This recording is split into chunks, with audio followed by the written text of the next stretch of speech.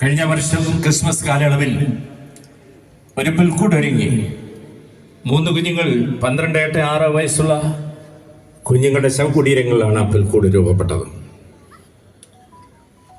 കാലിത്തൊഴുത്തിൽ പിറന്ന ഉണ്ണിയെ കാത്ത് 3 കുരുന്നുകളുടെ ശവകുടീരത്തിൽ പുൽക്കൂടൊരുക്കി എന്ന് പത്രവാർത്ത വന്നു. മുണ്ടക്കൈ ദുരന്തത്തിൽ മരിച്ച സഹോദരങ്ങളായ നിവേദ്, ധ്യാൻ, ഇഷാൻ എന്നിവരെ സംസ്കരിച്ച ആ ശവകുടീരത്തിലാണ് മാതാപിതാക്കളായ അനീഷും സൈനയും പുൽക്കൂടൊരുക്കിയത്. രണ്ടാമത്തെ മകൻ ധ്യാൻ തന്റെ ആഗ്രഹം രേഖപ്പെടുത്തിയത് ഓർമ്മിപ്പിക്കുന്നു.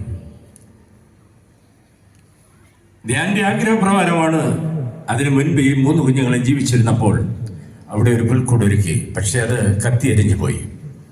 പിതാവിനോട് ധ്യാൻ പറഞ്ഞു, 8 വയസ്സുള്ള ധ്യാൻ പറഞ്ഞു, പപ്പ, നമുക്ക് അടുത്ത കൊല്ലത്തെ ക്രിസ്മസിന് മനോഹരമായിട്ടുള്ള ഒരു പുൽക്കൂട് ഉണ്ടാക്കണം.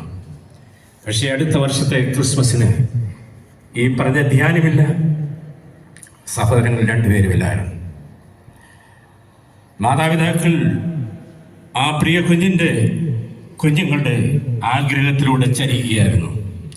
പുൽക്കൂടൊരുക്കി ഏതാണ്ട് 300 പേരെ അടക്കിയിരിക്കുന്ന പുത്തുമല എന്ന് പറയുന്ന സ്ഥലത്ത് ശവകുടീരങ്ങളിൽ ഈ 3 കുഞ്ഞുങ്ങളെ അടുപ്പിച്ചടക്കിയിരിക്കുന്ന ഇടത്ത് പുൽക്കൂടൊരുക്കി.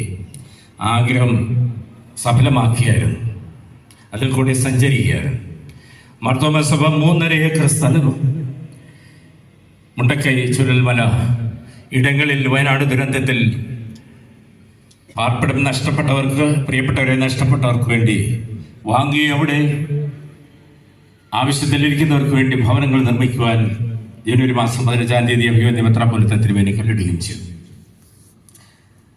അതിവേഗം അതിൻ്റെ പണി നടത്തണമെന്ന് അത്രേ താല്പര്യപ്പെടുന്നത്. ക്രമീകരണങ്ങൾ ചെയ്തുകൊണ്ടേയിരിക്കുന്നു.